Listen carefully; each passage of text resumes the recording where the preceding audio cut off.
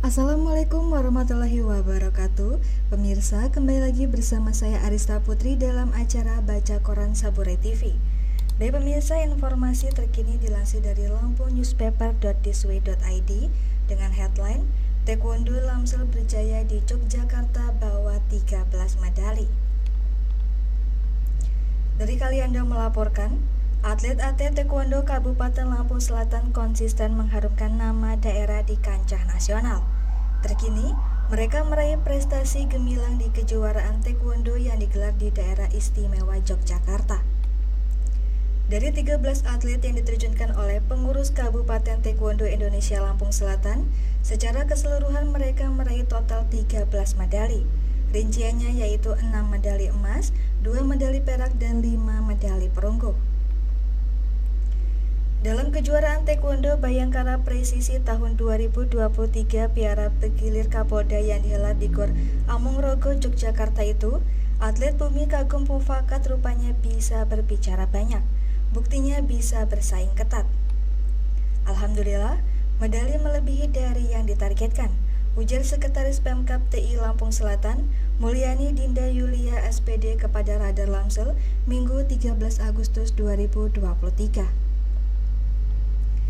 Meski telah meraih prestasi yang oke, Mulyani mengatakan atletnya tidak boleh berleha-leha, karena dalam waktu dekat atlet Pemkab TI sudah menatap kejuaraan Festival Taekwondo Lampung yang akan diselenggarakan pada tanggal 9 hingga 10 September tahun 2023 di Sport Center UIN. Di Bandar Lampung nanti target yang kami usung lebih dari ini, karena atlet yang turun lebih banyak katanya. Berikut nama-nama atlet yang meraih prestasi. Medali emas didapat oleh Mahesya Albinda Sapta Khairun Dava, Alfa Pro Justitia, Muhammad Naufal Alvaro, Muhammad Alif, Muhammad Fadli Adi Perkasa, dan Sanana Mozat. Atlet yang meraih medali perak yaitu Revarel Ananda dan Irfan. Selanjutnya atlet yang meraih medali perunggu adalah Raisa Kotdahna Suha, Muhammad Raihan Islami, Alfa Nurfaikah, Gio Irwansah, dan Sabriansah. Baik pemirsa, kita ke informasi selanjutnya dengan headline Pemprov Lampung antisipasi kekeringan hadapi El Nino. Dari Bandar Lampung melaporkan, hadapi fenomena El Nino, pemerintah Provinsi Lampung melakukan operasi dan pemeliharaan jaringan irigasi. Karena para petani yang paling merasakan akibat kekeringan, tanpa air yang cukup, kondisi pertanian lahan sawah akan segera mengering yang mengakibatkan gagalnya panen.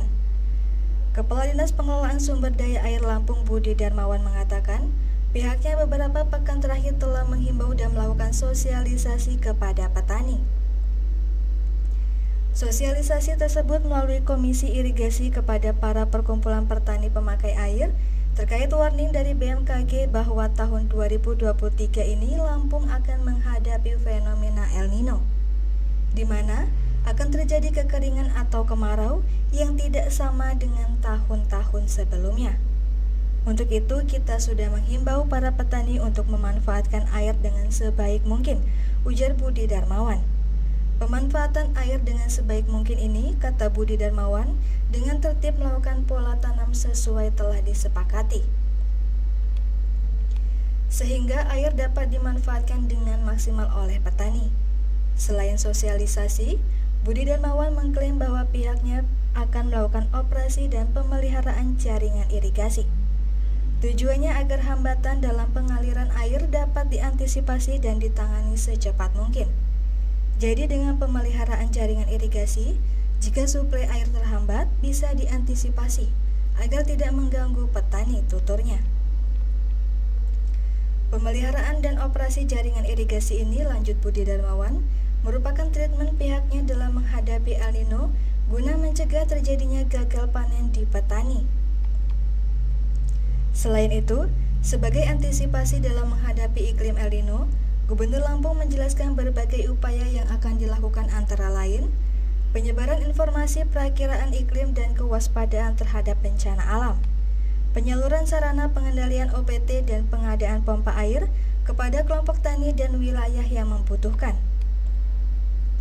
melakukan percepatan tanam dan memaksimalkan capaian target luas tanam, mengoptimalkan pemanfaatan sumur pompa, sumur suntik, dan embung.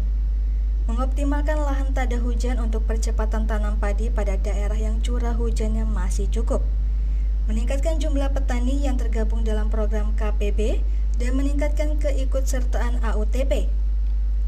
Melakukan koordinasi dengan dinas atau instansi lain yang terkait pengairan untuk perbaikan drainase, optimalisasi infrastruktur, dan penyiapan pompa air. Baik pemirsa, kita beralih ke informasi terakhir dengan headline Terios berisi uang 20 juta hangus terbakar. Dari Jati Agung melaporkan, petugas Dinas Pemadam Kebakaran dan Penyelamatan Lampung Selatan membantu memadamkan satu unit mobil Terios yang terbakar di Desa Waihui, Kecamatan Jati Agung pada Sabtu 12 Agustus 2023. Kepala Dinas Pemadam Kebakaran dan Penyelamatan Lampung Selatan M. Sefri Masdian menyampaikan, api pertama kali dilaporkan membakar mobil Daihatsu dengan nopol BE1901ANK sekitar pukul 15.53 waktu Indonesia bagian Barat.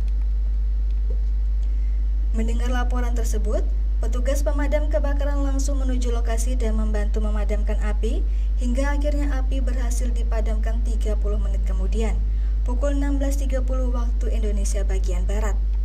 Sayangnya, mobil terbakar dengan cepat hingga satu mobil Daihatsu Terios beserta uang tunai senilai 20 juta rupiah di dalam mobil tersebut hangus terbakar. Posko Jati Agung mendapatkan laporan kebakaran satu unit mobil merek Terios BE1901ANK di Dusun 2 RT 10 Satria 3 Desa Waihui, ungkap Sepri. Dugaan sementara, kebakaran tersebut disebabkan oleh konsleting listrik.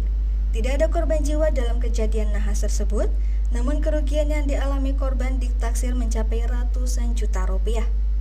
Alhamdulillah tidak ada korban jiwa, namun korban harus menanggung kerugian satu unit mobil Daihatsu Terios dan uang tunai 20 juta rupiah yang ikut hangus terbakar, pungkasnya. Baik pemirsa, demikian edisi Baca Quran hari ini. Sampai jumpa di edisi Baca Quran selanjutnya. Saya Rista Putri undur diri. Wassalamualaikum warahmatullahi wabarakatuh.